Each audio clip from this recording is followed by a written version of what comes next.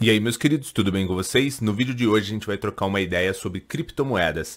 Não é um tema que eu queria abordar muito, porque eu acredito que, como a ideia da playlist é uma coisa mais iniciante, eu já acho que criptomoedas acaba estimulando um pouco de ganância e foge um pouco dessas partes. Mas eu vou mostrar aqui para quem quer, para quem se interesse por essa classe de ativos e talvez queira se expor através da nossa própria bolsa, eu vou mostrar 3 opções de ETFs mais conservadores, se é que dá para usar esse tema em criptomoedas, porque ela é muito mais volátil, os preços balançam para cima e para baixo de uma forma muito mais brusca. Mas eu vou mostrar um ETF de Bitcoin, um de Ethereum e um que é uma carteira praticamente de Bitcoin e Ethereum e tem mais algumas outras coisinhas. Então dá o like, se inscreve no canal.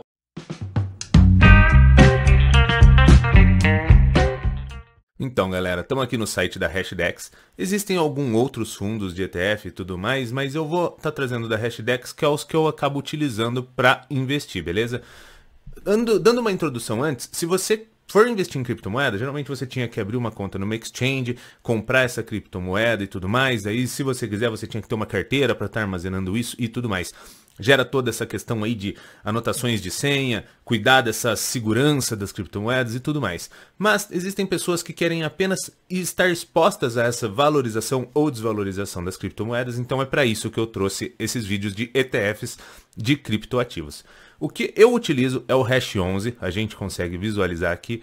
Esse é o código do ETF, se você achar assim que faz sentido para sua tese de investimento. Ele é um ETF misto dessa composição, ela não é uma composição estática, tá? Ele tem uma gestão ativa e isso vai se oscilando, mas o foco assim mais consolidado é em Bitcoin e Ethereum, tanto que a gente consegue visualizar aqui que quase 97% da carteira é em Bitcoin e Ethereum e um pouco de outras moedas aqui em proporções extremamente irrelevantes se a gente for parar para pensar, né? Mas o objetivo disso daqui é o quê?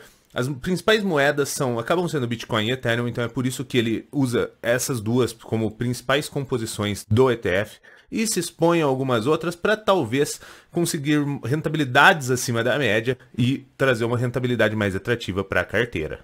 Atualmente esse ETF está com uma cota de R$ 17,18 e tem uma taxa administrativa total de 1,3. Por que taxa administrativa total? Porque a gente tem uma taxa administrativa aqui no Brasil desse ETF e ele investe muito provavelmente em algum índice lá de fora que também tem uma taxa. Então você fazendo o somatório dessas taxas dá um total de 1,3% ao ano aqui e uma cotação de 17,18. Ou seja, com R$ 17,18 você estaria exposto a Bitcoin, Ethereum e essas outras moedas aqui. Agora esse daqui é o BIT11, que ele segue praticamente Bitcoin. Preço de cota de 24,79, taxa administrativa de 0,7, também tem o mesmo esqueminha aqui de um pouquinho de taxa de cá, um pouquinho de taxa de lá, dá 0,7. Então esse daqui é só em Bitcoin. Digamos que você não acredita nas outras criptomoedas, mas você acredita no Bitcoin, acredita que ele pode ser uma possível reserva de valor no futuro e você quer investir nele, nem que seja um pequeno percentual. Você pode utilizar o BIT11 para fazer essa exposição, sem se preocupar com essa questão de abrir conta em exchange e tudo mais. Agora, esse daqui é o ET11, que é o que segue Ethereum. A cota de 16,52, taxa administrativa também de 0,7, igual o do Bitcoin. Ele tem alguns outros ETFs ali, mas são os ETFs que eu já não acho tão conservadores assim, então eu não vou estar trazendo aqui, beleza? Então, um ETF exposto a Bitcoin, se você acredita que ele vai ser a única reserva de valor e a única criptomoeda dessa classe de ativo que vai se consolidar. Um outro ETF de Ethereum, se você acha que a Ethereum vai passar o rodo no Bitcoin e vai acabar se valorizando e se tornar a moeda referência.